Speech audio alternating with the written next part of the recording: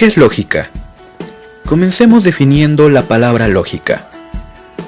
Nuestra definición comenzará diciendo que lógica es una ciencia. ¿Ciencia de qué? ¿Qué estudia o a qué se dedica? Para tener algunas pistas debemos ir a su significado etimológico. Recordemos que etimología es buscar el origen o la raíz de las palabras. En este caso, el origen de la palabra lógica viene del griego antiguo. Su raíz es la palabra griega logos, palabra que si intentamos traducirla significaría palabra, razón o ciencia. Por eso, todas las ciencias tienen la raíz logos o logía, como biología, que es la ciencia de la vida. Entonces, lógica significaría relativo a la razón, relativo a la palabra o relativo a la ciencia. Hasta ahora tenemos que la lógica es una ciencia que se dedica a lo relativo a la razón, a la palabra y a la ciencia. Como podemos darnos cuenta, la lógica es algo que nace y se nombra en la época de los antiguos griegos. En ese caso, lógica es una ciencia antigua, tan antigua que podemos atribuirle su origen como ciencia al filósofo Aristóteles. De ese modo, debemos entender que para los antiguos griegos, y en especial para los filósofos de la antigüedad, la razón, la palabra y la ciencia van de la mano. Es decir, el ser humano razona por medio de palabras, y estas razones, al expresarse por medio de estas palabras, crean ciencias. Por consiguiente, la lógica es aquella ciencia que se dedica a estudiar aquello que permite que la razón, la palabra y la ciencia sean posibles. ¿Y qué es eso?, te preguntarás. Pues aquello que permite que un razonamiento sea expresado por medio de palabras y posibilite la creación de una ciencia es el argumento. Objeto de estudio de la lógica. El objeto de estudio de la lógica es el argumento. Como ya habíamos dicho, aquello que posibilita que razón, palabra y ciencia vayan de la mano es el argumento. ¿Y qué es un argumento? Un argumento es un discurso, sea oral o escrito, que expresa un razonamiento. Razonamiento que puede ser la base de un conocimiento, estudio o ciencia. Es decir, imagina que acabas de descubrir algo que puede aportar un nuevo conocimiento para la humanidad, pero para poderlo compartir con los demás deberás expresarlo por medio de palabras, pero no de cualquier forma. Debes expresar las razones por las que consideras aquello que has descubierto es un conocimiento revolucionario e importante. Entonces, para hacer que los demás entiendan lo que acabas de descubrir, debes argumentar. Si tu argumento es suficientemente bueno, la mayoría entenderá la importancia de tu descubrimiento. Pero, si no sabes expresar tu razonamiento, pocos entenderán lo que quieres transmitir y posiblemente nadie te hará caso y tu descubrimiento será ignorado. En este caso, el argumento es la base de las ciencias, es la forma en la que se pueden transmitir importantes descubrimientos, además de ser la forma más efectiva de convencer a los demás de un punto de vista o idea.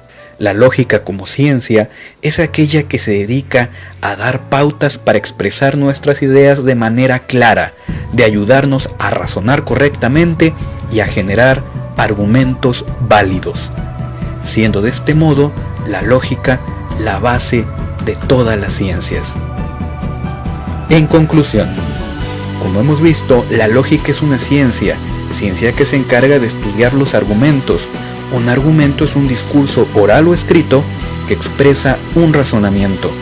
Los razonamientos son la base de las ciencias o de los conocimientos humanos. Recordemos que, para los antiguos griegos, la palabra logos, raíz de la palabra lógica, es aquello que integra razón, palabra y ciencia. Pues una ciencia es producto de razonamientos y discursos. en este caso, de argumentos. El núcleo de la lógica es el argumento, y el argumento es el cimiento de las ciencias. Por consiguiente, la lógica es la base de todas las ciencias. ¿Qué es el concepto? El concepto es la primera operación de la mente que consiste en la simple aprehensión de las cualidades esenciales de los objetos. Veamos cómo definen el término concepto algunos autores. La idea o concepto es la representación de un objeto sin afirmar ni negar nada de él.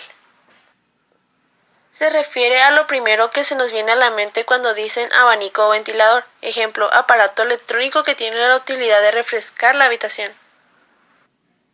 Segundo concepto. Un concepto es una forma del pensamiento que consiste en la representación de un conjunto de objetos por medio de sus características definitorias, gracias a las cuales podemos reconocer esos objetos y distinguirlos de los demás. Se refiere a la representación que tenemos de él, como abanico o ventilador, ya sea sus partes o las características esenciales. Idea o representación intelectual de un objeto, la cual se forma por abstracción. Se refiere a lo que funciona el objeto. Cuarto concepto. El concepto es el pensamiento de las notas que se consideran como características de un objeto o de una clase de objetos. Quinto concepto. Una idea o concepto es una representación mental y abstracta de una cosa que no afirma ni niega nada acerca de ella. Sexto concepto.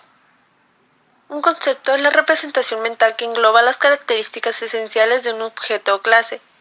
No afirma ni niega nada acerca del objeto, por lo tanto, no puede ser ni verdadero ni falso, pero sin embargo nos permite distinguir a unos objetos de otros. Naturaleza y función del concepto. Origen de los conceptos. La mente logra aprender la esencia de las cosas por medio de tres fases o procesos: la percepción o sensibilidad, la abstracción y la generalización o conceptualización. Estas fases consisten en percepción, captar por medio de los sentidos los datos o características del objeto. Abstracción, identificar las características esenciales y separarlas de las no esenciales. Generalización, formar clases a partir de relacionar y agrupar características comunes. El concepto capta lo que hace que las cosas sean lo que son, su esencia. El concepto no refiere a individuos, sino a una clase o conjunto de estos. Una clase representa el conjunto de cosas que comparten entre sí las mismas características y viceversa. Un individuo pertenece a una clase si posee las características definidas por esta clase. Por ejemplo, la clase sería, por decirlo así, nosotros los humanos, que compartimos características y demás para poder pertenecer a este. En cambio, el individuo pertenece a una clase o conjunto si éste presenta las mismas características o similares. Por ejemplo, un perro posee características esenciales para poder pertenecer a los animales. La idea de todo esto no es que se pueda conceptualizar el mundo sin conceptos. La idea es cuando reflexionamos sobre nuestra concepción del mundo. Podemos reconocer en ella que algunos de nuestros conceptos y vías para representar el mundo dependen más que otros de nuestra perspectiva, de nuestra propia y local manera de aprender las cosas. Relaciones y operaciones entre conceptos. Los conceptos no son entidades aisladas en nuestra mente, pues siempre se relacionan con otros conceptos. Llamamos predicación al modo en que relacionamos unos conceptos con otros. Esto lo hacemos no solo al formular juicios y razonamientos, sino al pensar o explicitar los conceptos mismos. En la predicación, los conceptos tienen la función de sujeto o de predicado. Por ejemplo, si decimos Lógica es la ciencia que estudia las formas del pensamiento, conceptos, juicios y, especialmente, los métodos y principios que se utilizan para evaluar el razonamiento. Tendremos que las relaciones entre conceptos forman el siguiente esquema conceptual. Agrupación en clases o géneros de los conceptos. En las relaciones que se establecen entre los conceptos se llama predicables a los conceptos que sirven para definir otros conceptos. Los predicables son el género, la especie, la diferencia específica, lo propio y el accidente. Los primeros tres suelen llamarse predicables esenciales y los dos últimos predicables no esenciales. Predicables esenciales. Género. Es el concepto que abarca las especies que tienen algo en común. Especie. Es el concepto que agrupa a individuos que tienen la misma esencia o pertenecen a la misma clase. Diferencia específica. Es un concepto cuya nota esencial distingue a las especies de un mismo género. Veamos un ejemplo.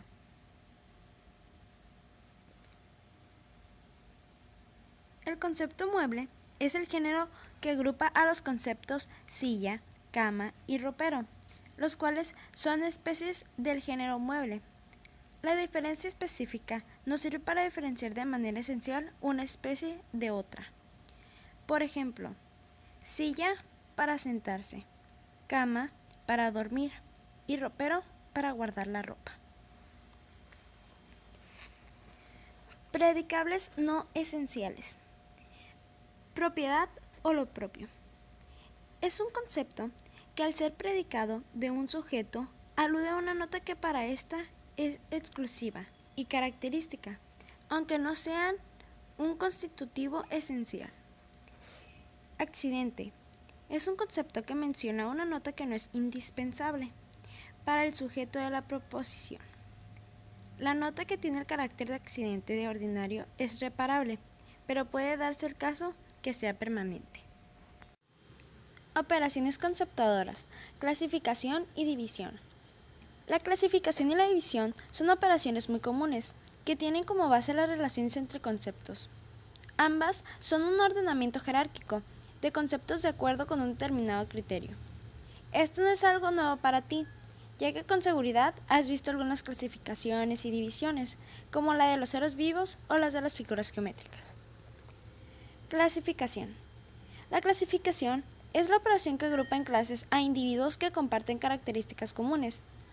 Consiste en ordenar diferentes conceptos subordinados que derivan de otro concepto de orden superior. En la clasificación, obtenemos las diferentes especies contenidas en un género. En esta operación conceptual intervienen tres elementos. 1. El concepto o su extensión clasificable. 2. Las partes clasificadas, clases o especies. 3. El criterio de clasificación. Veamos un ejemplo. En el esquema se muestra el resultado de la clasificación que se hizo de la clase o género reino animal. En ella se aprecia según sea el criterio de clasificación las distintas especies, que a su vez son clases de otras subclases. Los vertebrados son especies del género reino animal, así como los mamíferos son una especie del género vertebrados. Si alguien quiere ubicar el concepto de los felinos en esa clasificación, lo debe poner debajo de mamíferos. A esta operación de ubicar un concepto en una división se le denomina clasificación. División. Dividir proviene del latín dividere, que significa partir, separar. Si clasificar es una operación sintética porque agrupa en clases a los individuos con base en sus coincidencias, la división es una operación inversa.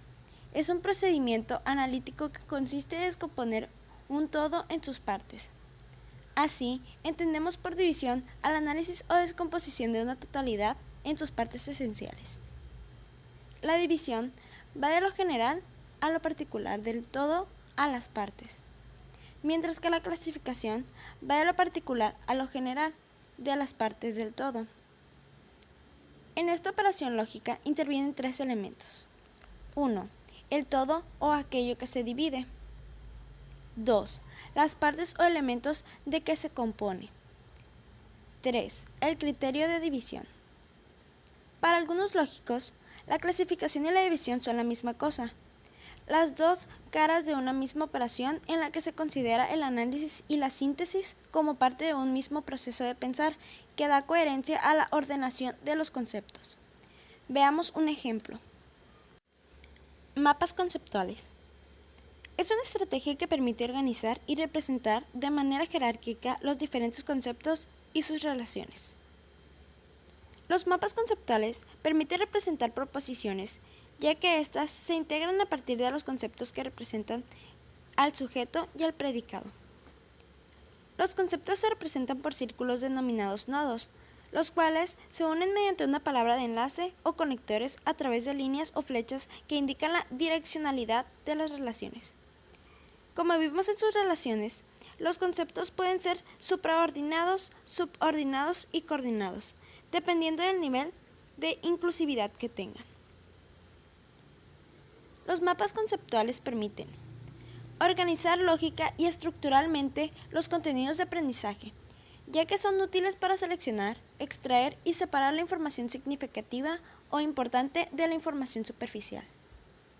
Interpretar, comprender e inferir a partir de la lectura realizada. Integrar la información en un todo, estableciendo relaciones de subordinación e interrelación. Desarrollar ideas y conceptos a través de un aprendizaje interrelacionado, pudiendo precisar si un concepto es en sí válido e importante y si hacen falta enlaces, lo cual le permite determinar la necesidad de investigar y profundizar en el contenido. Insertar nuevos conceptos en la propia estructura de conocimiento. Organizar el pensamiento. Expresar el propio conocimiento actual acerca de un tópico. Organizar el material de estudio. Ejemplo de un mapa conceptual. ¿Cómo elaborar un mapa conceptual? A continuación, te daremos unos pasos para poder elaborar tu mapa conceptual. Subrayar los conceptos o palabras clave del tema. Hacer una lista de los conceptos a manera de inventario. Seleccionar los conceptos por niveles de inclusividad y clasificarlos como supraordenados, subordinados o coordinados. Seleccionar el tema o tópico del mapa conceptual y escribirlo en el nodo superior. Escribir los conceptos en los nodos supraordenados, subordinados o coordinados, jerarquizándolos por sus diferentes niveles de inclusión. Escribir las palabras enlace entre los conceptos y representarlas a través de líneas entre los nodos. Revisar el mapa para identificar las relaciones que no se hayan establecido. Escribir el título del mapa conceptual y, si es necesario, una breve explicación del mismo. La cartografía conceptual. La cartografía conceptual es una estrategia de construcción y de comunicación de conceptos basada en el pensamiento complejo.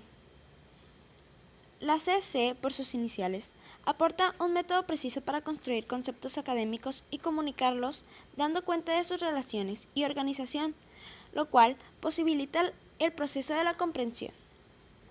Tobón propone los siguientes 7 ejes para construir de una forma estandarizada los conceptos. Eje nocional. Se da una aproximación al concepto estableciendo su definición, corriente y el origen de la palabra o palabras de las cuales se compone. Eje categorial. Se describe la clase general de conceptos dentro de la cual está incluido el concepto en cuestión. Eje de diferenciación. Se establecen una o varias proposiciones en las cuales se muestra la diferencia entre ese concepto y otros similares. Eje de ejemplificación. Se describen proposiciones que ejemplifiquen el concepto con casos específicos. Eje de caracterización. Se describen las características esenciales del concepto. Procesos básicos del pensamiento. Los procesos básicos del pensamiento constituyen la base para desarrollar el pensamiento analítico. Suponen, entre otros aspectos, habilidades para observar, describir, comparar, relacionar y determinar lo esencial en los objetos. Estos procesos mentales suelen darse de manera automática en la vida cotidiana.